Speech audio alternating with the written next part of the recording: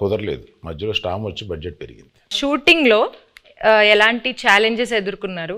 దీనికి రెక్కీ చేసేటప్పుడు ఒకసారి సముద్రంలో పడిపోయింది మా పడవ. ఆల్మోస్ట్ ఒక కింద అంటారు, కింద రాక్ ఉంటుందని మాకు తెలియలేదు.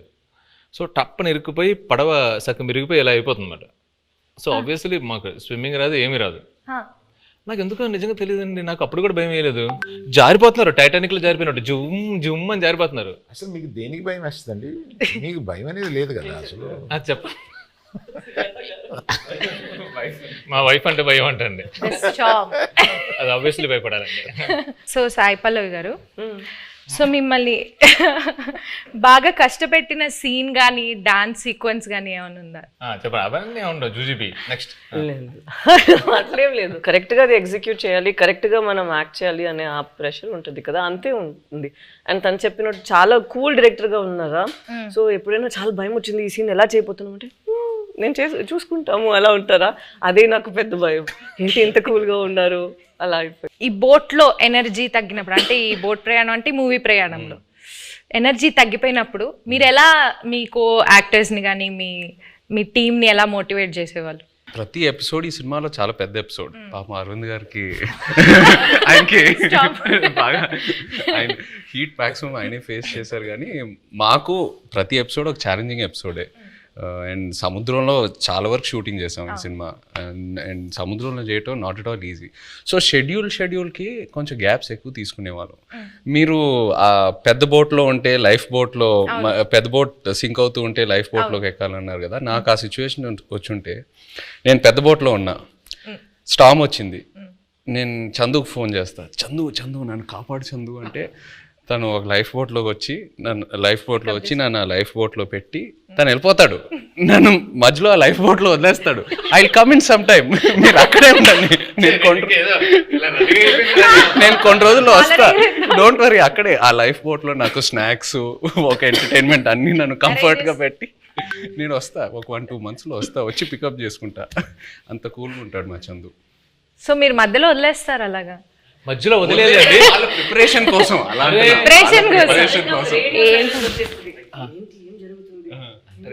జరుగుతుందా ఏమైనా అలా సడన్ గా ఒక సైలెన్స్ వస్తుంది ఒక 2 monthsకి, దాని తర్వాత మళ్ళీ స్టామ్ స్టార్ట్ అవుతుంది.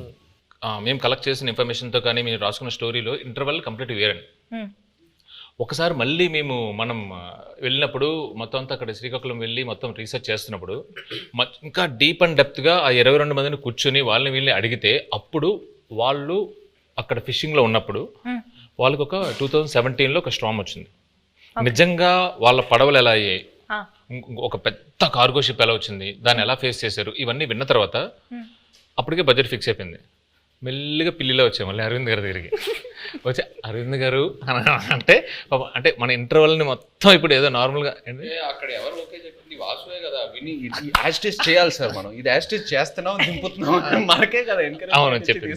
నా దగ్గరికి వచ్చి అప్పుడే ప్రపోజల్ చెప్పారు, మీరంతా డిసైడ్ చేసుకున్నా వాసు అక్కడ ఫిక్స్ అయినారంటే అమ్మా సూపర్ అంతకన్నా అని చెప్పాము. అప్పుడు ఆ స్టామ్ సీక్వెన్స్ వచ్చింది. మెల్లగా మా ఛాంబర్ రూమ్ ఒకటి ఉంటుంది, మాకు ఏం మాట్లాడుకున్నా కంపెనీ రూమ్ అన్నట్టు.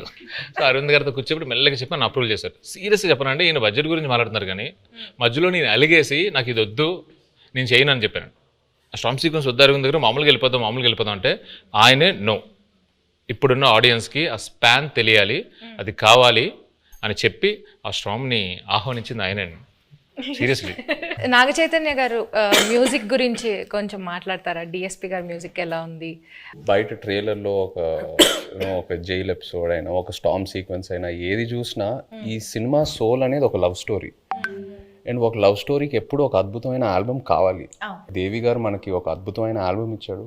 మొన్న హైలసో పాట కూడా రిలీజ్ అయిన తర్వాత అమేజింగ్ రెస్పాన్స్. అంటే బుజ్జి తల్లి తర్వాత ఇంకా ఏ పాట అయినా అందుకుంటుందా అని ఒక చిన్న క్వశ్చన్ మార్క్లో ఉన్నాను. బట్ హైలసో రెస్పాన్స్ చూసాక ఫీలింగ్ సో హ్యాపీ. సో దేవికి థ్యాంక్ యూ చెప్పాలి. అండ్ పైగా శ్రీమణి గారికి, లిరిక్స్ రాసిన శ్రీమణి గారికి చాలా బాగా బ్లెండ్ చేసి super output. So I think half the job is done ఆ విషయంలో, సక్సెస్ విషయంలో, ఆడియో సక్సెస్ అయినట్టు. మ్యూజిక్ ఎవరిని పెట్టుకుందామని చాలా డిస్కషన్ వచ్చింది. దేవిప్రసాద్ని పెట్టుకుందామని వస్తే నేను వద్దన్నాను దేవిప్రసాద్. ఎందుకంటే పుష్ప మాది ప్యారలల్గా వెళ్తుంది. అయ్యి బాబాయ్ దానికి ఉండే కాన్సన్ట్రేషన్కి, దానికి ఉండే వర్క్కి దేవిప్రసాద్ టైం స్పేర్ చేయడు. దేవిప్రసాద్ నాకు చిన్నప్పటి నుంచి తెలుసు. మా ఫ్రెండ్ కొడుకు మాకు బోల్డ్ సినిమాలు చేశాడు. మా ఇద్దరికి అసలు మామూలుగా బయట ఎక్కడన్నా కనిపిస్తే మేము లవర్స్ కావలించున్నట్టు కావలించుకుంటాం. అంత ఇష్టం నాకు. కానీ ఈ సినిమా కరెక్ట్ కాదా అని ఇలాగా సందేహపడుతూ రోజు డైనింగ్ టేబుల్ బన్నీతోటి రే ఈ మ్యూజిక్ ఒకటి కన్ఫ్యూజింగ్గా ఉంది, ఎవరిని పెట్టుకోవాలి ఏంటి అని అంటే, దేవి అని ఎందుకు అనుకోండి, మీ పిక్చర్లో లాగేస్తారు మీరు మొత్తం, మాకు టైం స్పేర్ చేయరు, ఇంకా అదే ఇంత నిన్ను అడిగి డైరెక్టర్ని అడిగి మేము ఆయన్ని టైం తెచ్చుకోవడం మాకు వద్దు, అలా వద్దు అన్నాం. లవ్ స్టోరీ అన్న తర్వాత దేవి ఆలోచించక అన్నాడు. So some credit inside back side of the decisions ఇవి కూడా ఉంటాయి. I don't know whether I will get the chance to acknowledge this.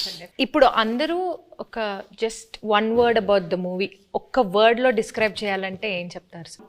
దుల్లగొట్టేస్తామని. Rajulamma జాతర. పల్లవి గారు మీరు నీ బొందలో ప్రేమ. తిడుతున్నారు అనుకున్నారు. ఉంటా వెళ్ళిపోతావా? అలా మీకు పైకి కనిపించే బుజ్జితల్లి కాదండి, వెనకుంట చూడండి గాజులమ్మ జాతర ఉంటది. మీరు డైలాగ్ చెప్పండి. అదే డైలాగ్ చెప్పండి, మీరు చెప్పండి. మీ బొందులో ప్రేమ. అయ్యో, మీ కాదు, మీ బొందులో ప్రేమ. Thank you sir. మీరు వన్ వర్డ్ లో ఎలా డిస్క్రైబ్ చేస్తారు? I'm confident it will become another feather in Geetha Arts cap. ఒక్కసారి వెనక్కి తిరిగి మూవీ జర్నీని చూసుకుంటే కనుక మీరు మర్చిపోలేని మెమరీ ఏదైనా ఉందా? Starting with Arvind sir. Chaitu నాకు తెలుసు, చైతుతోటి నా ప్రయాణం ఉంది. చైతు అంటే ఎటువంటి వాడు ఏంటి, మా ఇద్దరికి ఒక కనెక్ట్ ఉంది. నాకు సాయి పల్లవి అంటే చాలా ఇష్టం. ఇది ఫస్ట్ సినిమా అప్పుడే ఒకసారి కావలించుకుని మెచ్చుకుని వెళ్ళిపోయాను ఒక ఫంక్షన్లో, అంతే. తర్వాత నాకు కనెక్ట్ లేదు. ఫిదాలో తర్వాత లేదు. తర్వాత దగ్గరికి వచ్చి చేసిన తర్వాత నేను మామూలుగా నేను చాలా ప్రేమించేశాను అమ్మాయిని. నాకు పర్సనల్గా చాలా క్లోజ్ అయిపోయింది. పట్టుకుని నేను నా కూతురు లాంటి దానివి అన్న ఒక ఎమోషన్ తీసుకురాగలిగింది నా దగ్గర నుంచి.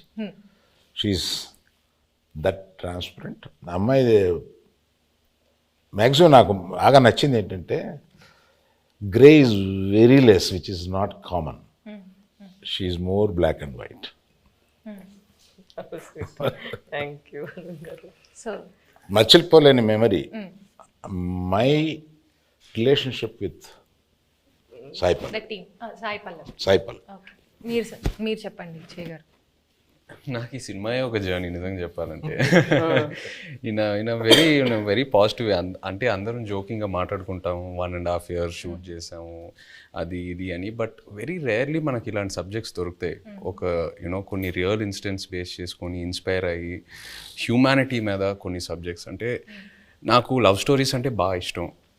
బట్ ఈ సినిమాలో ఏంటంటే ఒక కపుల్ మధ్యన ఉన్న ప్రేమ అది ఆనెస్ట్గా ఉంటే ఎంత దూరం వరకైనా వెళ్ళొచ్చని, ఏ ఛాలెంజ్ అయినా ఫేస్ చేయగలుగుతాము.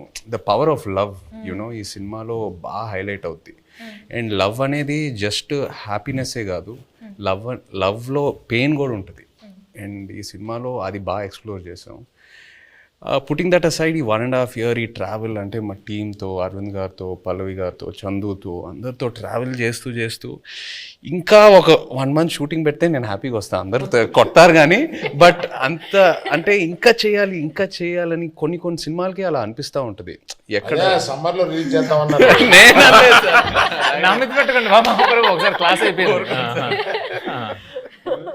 ఈ హెయిర్, ఈ బియర్డ్, ఈ లుక్ వల్ల నేను వేరే ఏ ప్రాజెక్ట్ కూడా చేయలేను. It's very unique to this character. నాకు ఎక్కడ నిజంగా ఇబ్బంది అనిపించలా. అంటే ఇవాళ వెళ్ళి షేవ్ చేసేద్దాం అబ్బా, ఇవాళ హెయిర్ కట్ చేసేద్దాం అబ్బా, చిరాకు వస్తుంది, అట్లా ఎక్కడ అనిపించలా. ఇంకా అరవింద్ గారు ఇంకా చేద్దామంటే okay let's do it, Chandu ఏదైనా బెటర్మెంట్ చేద్దామంటే let's do it. So that's just a sign saying that బాగా కనెక్ట్ అయ్యి ఎంతో ప్రేమించి ఎంతో ఆనెస్ట్గా ఈ జర్నీ జరిగిందని. So yeah, I think it'll be very memorable for me. Yeah, the movie itself is very Chaitanya memorable. గురించి మాట్లాడాలి.